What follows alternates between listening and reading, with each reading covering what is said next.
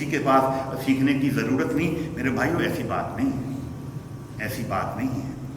وہ جنہوں نے قرآن مجید پڑھ کر، جن کی نظریں ہیں پورے قرآن مجید کے ترجمے پر، تفاسیر پر، احادیث کے ذخیرے پر، لاکھوں حدیثیں جنہوں نے پڑھ رکھی ہیں، وہ پھر ہمیں بتاتے ہیں کہ اس حدیث کا مطلب کیا ہے۔ تو سبحان اللہ، میں آج مطالعہ کر رہا تھا تو انہوں نے یہ ارسلت الی الخلق کافہ، یہ ساری مخلوق کی طرف، انہوں نے کہا مخلوق میں فرشتے بھی ہیں، مخلوق میں پتھر بھی ہیں، مخلوق میں درخت بھی ہیں، جمادات ہیں، نباتات ہیں، حیوانات ہیں، اللہ کی ساری مخلوق میں۔ تو یہ جو انسان ہے یا جن ہے یہ تو مکلف ہے۔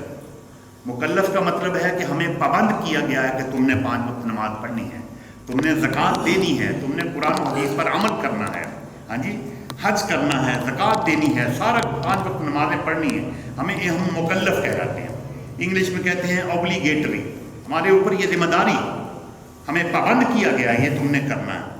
لیکن ایک سوال، ایک کوشچن ریز کیا گیا کہ بھئی درختوں سے تو نہیں کہا گیا، پتھروں سے بھی نہیں کہا گیا، یہ آئے ہے کہ وہ اپنی اپنی زبان میں یسبح لہ ما فی السماوات و ما فی الارض، ساری مخلوق اللہ کی عبادت کرتی ہے اپنی اپنی زبان میں۔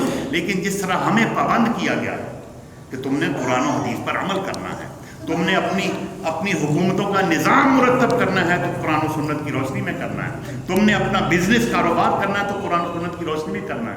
ہمیں پورے اسلام کا پابند کیا گیا ہے۔ یا ایھا الذین آمنوا ادخلوا فی السلم کافہ، اے ایمان والو اسلام میں پورے داخل ہو جاؤ، اسلام میں پورے داخل ہو جاؤ۔ تو یہ جو پتھر ہیں، حیوانات ہیں، نباتات ہیں، جمادات ہیں، لوہا ہے، پتھر ہیں، پہاڑ ہیں، ان سے تو نہیں کہا گیا۔ تو پھر حضور نے فرمایا میں ان سب کی طرف اللہ کا رسول ہوں۔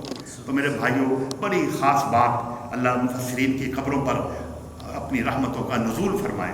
تو انہوں نے لکھا کہ یہ جو بے جان چیزیں ہیں، نان اوبلیگیٹری، جن کے اوپر ذمہ داری نہیں ڈالی گئی، لیکن اللہ ان سے کیا چاہتا ہے، اسلام ان سے کیا ڈیمانڈ کر رہا ہے کہ تم پر نمازیں نہیں ہیں، زکوٰۃ، حج بھی نہیں، کچھ بھی نہیں ہے، لیکن اللہ فرماتا ہے کہ ایک چیز میں تم سے ڈیمانڈ کرتا ہوں کہ تم میرے محبوب کی نبوت پر ایمان لاؤ۔ پتھر بھی ایمان لائیں، درخت بھی ایمان لائیں، ہاں جی، کائنات کا ذرہ ایمان لائے۔